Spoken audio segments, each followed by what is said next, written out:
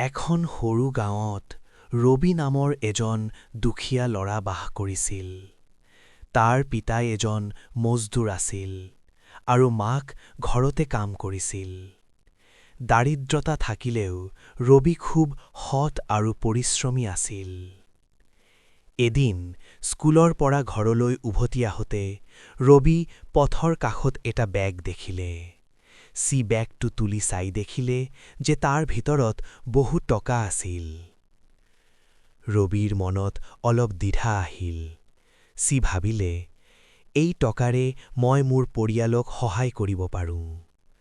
কিন্তু সি লগে লগে নিজৰ মনক ক'লে, এই টকা মোৰ নহয়, মই এইটো ৰাখিব নালাগে। তাৰ পিছত ৰবি বেগটো লৈ গাঁৱৰ থানালৈ গ'ল। কিছু সময়ৰ পিছত এজন ধনী মানুহ থানালৈ আহিল। তেওঁ নিজৰ বেগটো হেৰুওৱা বুলি জনালে।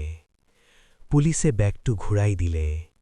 মানুহজনে দেখিলে যে সকলো টকা ঠিকেই আছে।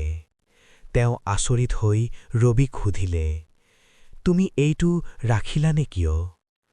ৰবিয়ে হাঁহি মাৰি ক'লে, মই মোৰ পিতাইৰ পৰা শিকিছোঁ, অন্যৰ বস্তু কেতিয়াও ল'ব নালাগে। মানুহজনে খুব খুচি হ'ল। তেওঁ ৰবিৰ সততাৰ বাবে তাক পঢ়াৰ সকলো খৰচ দিবলৈ সিদ্ধান্ত ল'লে।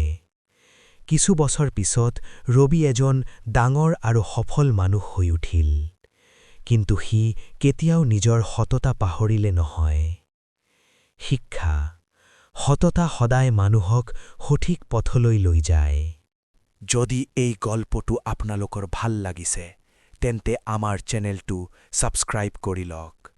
নতুন নতুন গল্প আৰু অনুপ্ৰেৰণামূলক ভিডিঅ' পাবলৈ বেল আইকনটোও অন কৰিব।